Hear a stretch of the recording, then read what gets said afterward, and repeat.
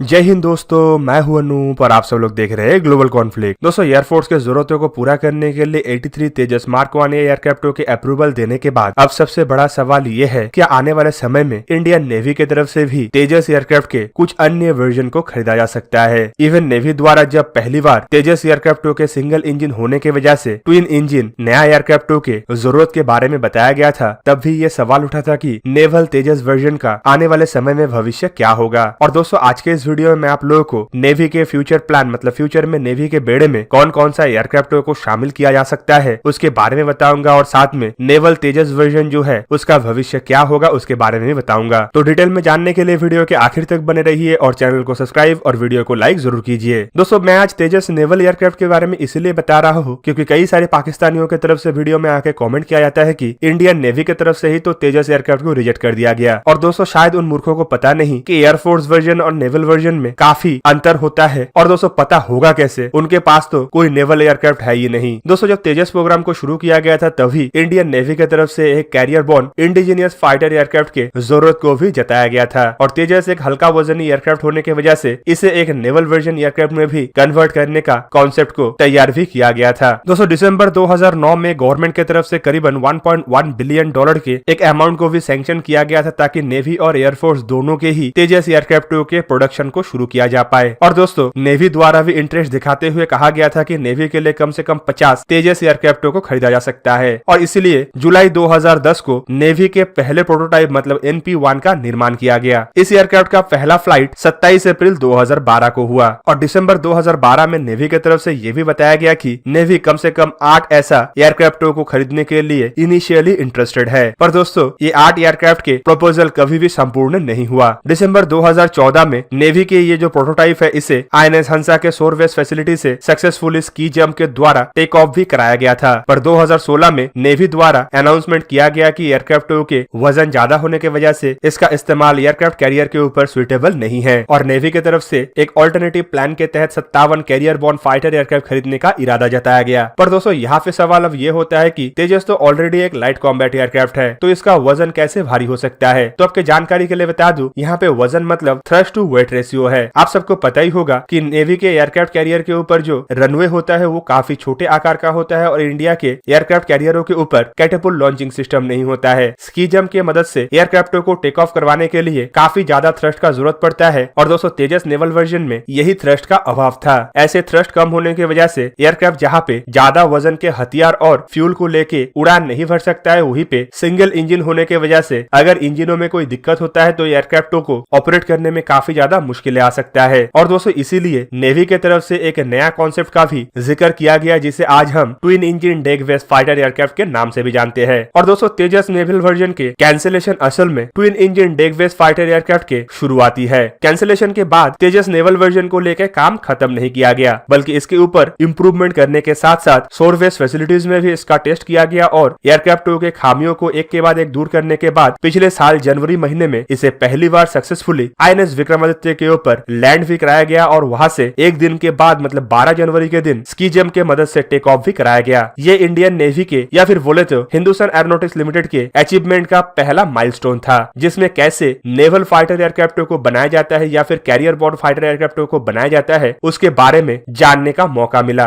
और दोस्तों, इसी एक्सपीरियंस का इस्तेमाल करते हुए ही twin engine deck based fighter aircraft का निर्माण किया जाएगा। दोस्तों, twin engine deck based fighter aircraft के नाम से ही आपको पता चल गया होगा कि इसमें 2 इंजन का इस्तेमाल होगा, जबकि ये एक मीडियम वेट कैटेगरी का फाइटर एयरक्राफ्ट होगा जिसका वजन 24 से 25 टन के दरमियान हो सकता है। आपके जानकारी के लिए बता दूं कि पिछले साल तेजस एयरक्राफ्ट के सक्सेसफुली एयरक्राफ्ट कैरियर के ऊपर लैंड करने के बाद ही इस कॉन्सेप्ट को जहां पे रखा गया था वहीं पे संभावना ये है कि इस साल के एरो इंडिया एयर एग्जीबिशन के दरमियान इस एयरक्राफ्ट के स्केल मॉडल वर्जन को दुनिया के सामने लाया जा सके। इवन इरादा तो यह भी किया जा रहा है कि 2024-25 तक एयरक्राफ्टों के पहले प्रोटोटाइप को बना लिया जाए और उसका ग्राउंड टेस्टिंग भी शुरू कर दिया जाए, जबकि एक साल के अंदर ही इसके फ्लाइट टेस्ट के लिए तैयारी भी DRDO और हिंदुस्तान एरोनॉटिक्स लिमिटेड की तरफ से किया जा सकता है। दोस्तों, twin engine deck based fighter एयरक्राफ्टों के कॉन्सेप्ट को लेकर फिलहाल नेवी द्वारा ये जानकारी दिया गया है कि फिलहाल नेवी इसका इस्तेमाल MiG-29 एयरक्राफ्टों को रिप्लेस करने के लिए करेगा, जबकि अपने जरूरतों को पूरा करने के लिए नेवी की तरफ से जो 57 फाइटर एयरक्राफ्टों के टेंडर को इशू किया गया था उसे भी घटाते हुए फिलहाल 36 एयरक्राफ्टों को इंपोर्ट करने का बात ही कहा जा रहा है। और नेवी इस टेंडर को एयरफोर्स के 114 फाइटर एयरक्राफ्ट के टेंडर के साथ जोड़ते हुए खरीदना चाहता है ताकि ताकि इसमें डिले ना हो और इतने छोटे संख्या के एयरक्राफ्टों के लिए एडिशनल टेंडर इशू करना ना पड़े। वहीं पे नेवल तेजस को लेकर यह भी कहा जा रहा है कि संभावत नेवी इन एयरक्राफ्टों को अनमैन प्लेटफॉर्म में भी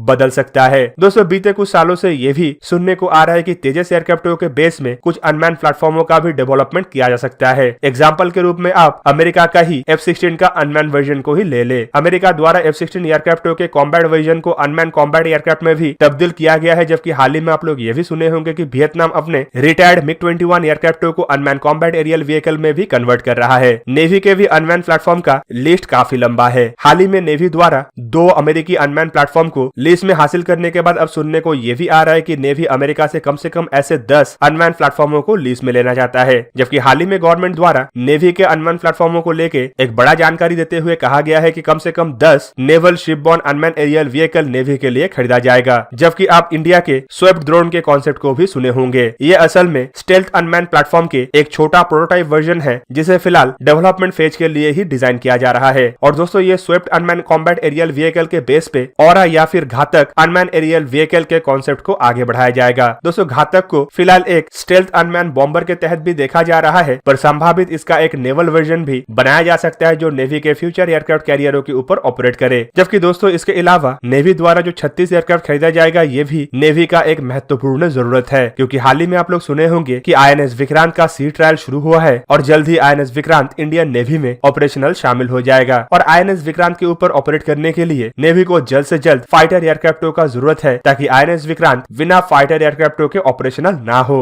इसीलिए इन 36 एयरक्राफ्टों के ऊपर नेवी की तरफ से भी जोर दिया जा रहा है, जिनमें राफेल और FA-18 सुपर हॉर्नेट प्रमुख एयरक्राफ्ट के हिसाब से देखा जा रहा है। जबकि बीच में आप लोग कुछ खबरों में ये भी सुने होंगे कि नेवी द्वारा संभावित 18 FA-18 सुपर हॉर्नेट एयरक्राफ्टों को इमरजेंसी बेसिस पे लीज लेने के लिए भी तैयारी किया जा रहा है, पर दोस्तों इसके ऊपर कोई ऑफिशियली जानकारी नहीं दिया गया। दूसरी तरफ नेवी का सबसे ज्यादा फोकस फिलहाल ट्विन इंजन डेगवेस फाइटर एयरक्राफ्टों के ऊपर है। नेवी ऐसे 100 से अधिक एयरक्राफ्ट खरीदने के लिए इंटरेस्टेड है और संभावित 2030-31 से नेवी को ये एयरक्राफ्ट मिलना भी शुरू हो जाए। फिलहाल नेवी अपने पूरा का पूरा एयरक्राफ्ट कैरियरों के ऊपर इंडिजीनियस फाइटर एयरक्राफ्टों को ही ऑपरेट करने के लिए मंसूबा बना रहा है, जिनमें आने वाले समय में ट्विन इंजन डेगवेस फाइटर एयरक्राफ्टों के अलावा संभावित AMCA के भी नेवल वर्जन आ सकता है। AMCA बेसिकली एक 5.5 जनरेशन के multi role air superiority stealth aircraft है, जो इंडियन एयरफोर्स के जरूरतों को देखते हुए बनाया जा रहा है, पर इसका नेवल वर्जन भी बन सकता है ताकि ये इंडियन नेवी के एयरक्राफ्ट कैरियरों के ऊपर भी इस्तेमाल किया जा सके। दोस्तों इन एयरक्राफ्टों को लेकर कहा जा रहा है कि ये संभावित इलेक्ट्रोमैग्नेटिक कैपेबल लॉन्चिंग सिस्टमों से ऑपरेट करने के लिए कन्वर्ट किया जाए, ताकि इंडिया का जो INS विशाल फ्यूचर एयरक्राफ्ट कैरियर के कॉन्सेप्ट के ऊपर सोच विचार किया जा रहा है, उसमें ऐसे 5.5 जनरेशन के फाइटर एयरक्राफ्टों का इस्तेमाल किया जा सके। तो दोस्तों इससे आप लोगों को समझ में एटलीस्ट आ चुका होगा कि नेवी के जो तेजस एयरक्राफ्ट का डिजाइन किया गया था वो किस लिए इंडियन नेवी के द्वारा रिजेक्ट किया गया, और इसका रिजेक्शन का मतलब ये नहीं कि ये एक फेलियर है। दोस्तों इसका रिजेक्शन का मतलब फिलहाल ये है कि ये हमारे सक्सेस का पहला कड़ी है, जिससे हम लोगों को नेवल वर्जन डेगवेस फाइटर एयरक्राफ्ट बनाने का एक्सपीरियंस हासिल होगा। तो दोस्तों ये था आज का वीडियो। अगर आपको वीडियो अच्छा लगा तो इसे लाइक कीजिए और मेरे चैनल को सब्सक्राइब कीजिए और साथ में बना हुआ बेल आइकन को भी प्रेस कर दीजिए, ताकि आप मेरा वीडियो देख पाए सबसे पहले। जय हिंद।